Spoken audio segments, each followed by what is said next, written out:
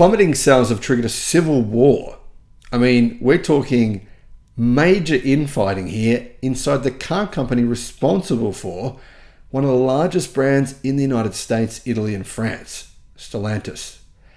Stellantis, the parent company of brands like Jeep, Chrysler, Ram, Fiat, Alfa Romeo, Maserati, Peugeot, and Citroën, faces revolt from its largest dealer group. A letter published by the Stellantis National Dealer Council in the US said that disaster has arrived for the carmaker, accusing it of presiding over the rapid degradation of our iconic American brands. That's literally what they said. That's a direct quote. So don't hate me. I'm not making this stuff up. Falling sales, production issues, massive amounts of just oversupply on dealer lots gathering dust, sweeping recalls, constant recalls. How many recalls? Come on, how many recalls? Think about this. How many recalls has Jeep had, for example, over the past few years here in Australia? It's almost like every month. I'm just I see this all the time. Jeep's a recall. In fact, it happens so frequently that I've become immune to even seeing these articles, but they're so common. The letter, which was signed by Dealer Council Chairman Kevin Farris, took aim at the almost $40 million earned by Stellantis Chief Executive Carlos Tavares in 2023, following what it described as reckless short-term decision-making to secure record profits.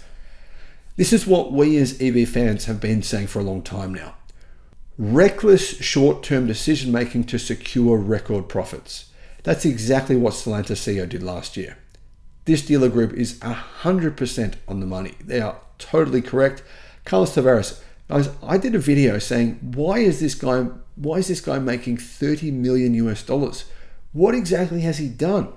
Don't get me wrong, I'm all for CEOs making a lot of money if they do a great job, and you can really see the clear indication that they're driving the company in the right direction. I mean, for example, if Apple paid Steve Jobs $30 million back when he was the CEO, I would have said, wow, yeah, he deserves more than that. This is not Steve Jobs, though. In response, Stellantis have, furiously fired back, issuing a statement defending their leadership and their strategy. I'm taking absolute exception to the letter. Now, rather than actually going, all right, you are our company. You are very important to us. We're going to keep this in-house. We're going to be mature about this, and we're going to say, okay, guys, let's talk about it. They didn't do that. They fired off in the media back. That's the parent company. This is insane.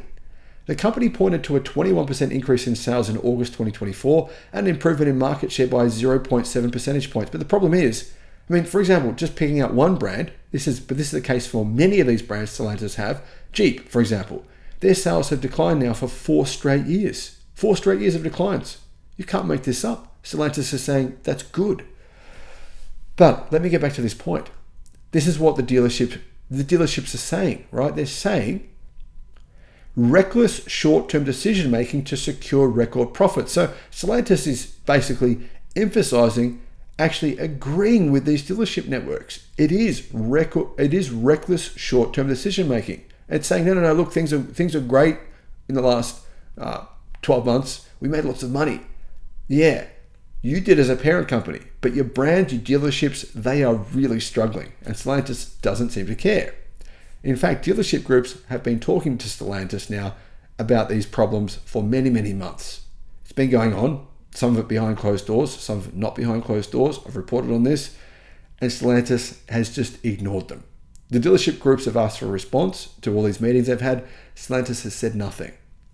Stellantis noted a 10% reduction in dealer inventory, even though dealers in the US have more inventory. Jeep, Ram, Stellantis dealers, they have more inventory than any other brands in America. So they're saying a 10% reduction is good, but you're still the worst though. It's worth pointing out. Anyway, Stellantis criticized dealers for airing dirty laundry. The thing is, if you're going bankrupt, some of these dealerships are going bankrupt.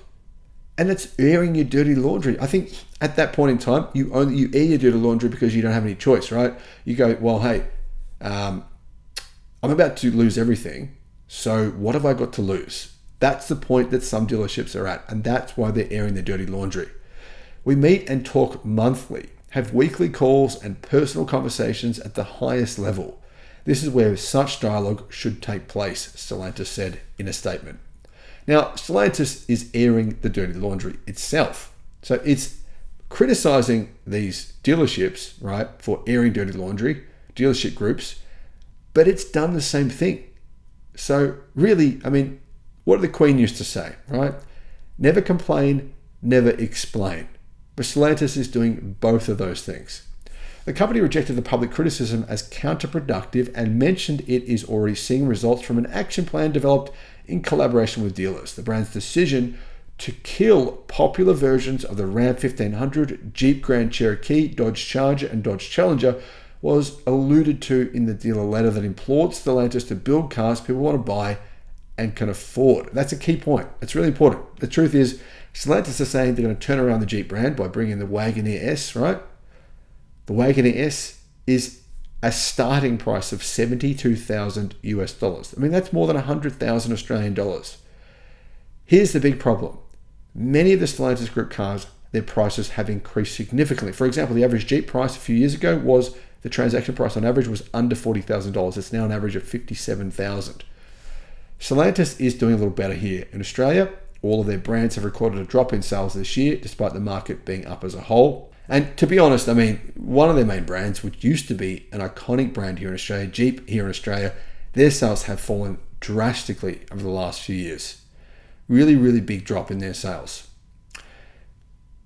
Now, if you compare their performance, right, to a decade ago, the Stellantis Group sales, then the change has been pretty terrible.